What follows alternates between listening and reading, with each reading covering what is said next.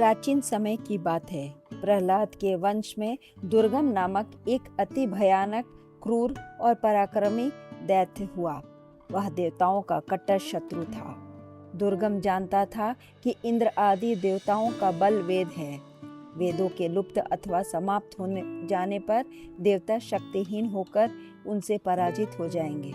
अतः वेदों को नष्ट करने के विचार से दुर्गम हिमालय पर्वत पर गया और ब्रह्मा जी को प्रसन्न करने के लिए वहां उसने कठोर तपस्या आरंभ कर दी। सैकड़ों साल बीत गए। उसकी तपस्या के तेज से देवताओं और दैत्यों सहित समस्त प्राणी संतप्त हो उठे। तीनों लोकों में हाहाकार मच गया। तब अंततः ब्रह्मा जी वर देने के लिए दुर्गम के सामने प्रकट हुए। उसे समाधि में लीन देखकर ब्रह्मा जी बोले, वत्स, नेत्र खोलो। मैं तुम्हारी तपस्या से अत्यंत प्रसन्न हूँ। तुम्हारे मन में जिस वर की इच्छा हो वह मांग लो। ब्रह्मा जी की वाणी सुनकर दैत्य दुर्गम ने नेत्र खोले और उनकी स्तुति करते हुए कहा, यदि आप प्रसन्न हैं तो मुझे सभी वेद देने की कृपा कीजिए। सब वेद मेरे अधिकार में हो जाएं।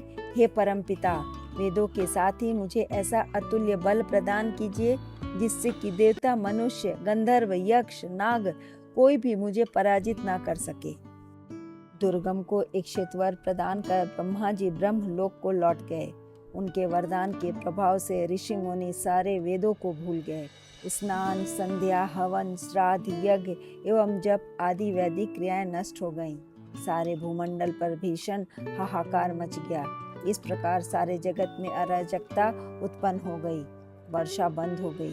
पृथ्वी पर चारों ओर अकाल पड़ गया। देवताओं को यज्ञ का भाग मिलना बंद हो गया।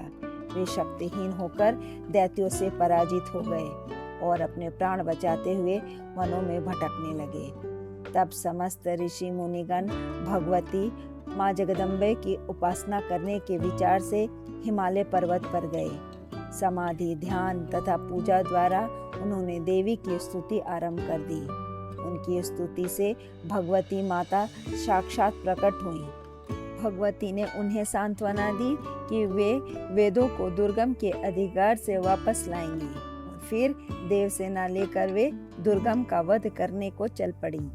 दुर्गम को जब भगवती माता के आने का समाचार मिला तो उसने भी अपनी विशाल दैत्य सेना को तैयार किया और उनका सामना करने के लिए चल पड़ा।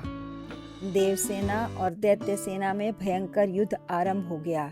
दोनों ओर से भीषण शक्तियों का प्रयोग होने लगा। दुर्गम को ब्रह्मा जी से वरदान प्राप्त था, इसलिए देवता उसे किसी भी प्रकार से पराजित न कर सके।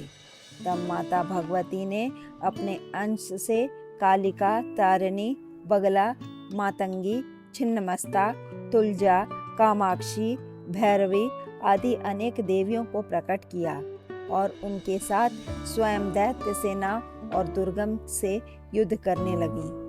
अंत में माता जगदम्बा ने बाणों से दुष्ट दुर्गम के प्राण को हर लिए। महापापी दुर्गम को मरते ही इंद्र आदि देवता भगवती माता की स्तुति करते हुए उन पर फूलों की वर्षा करने लगे।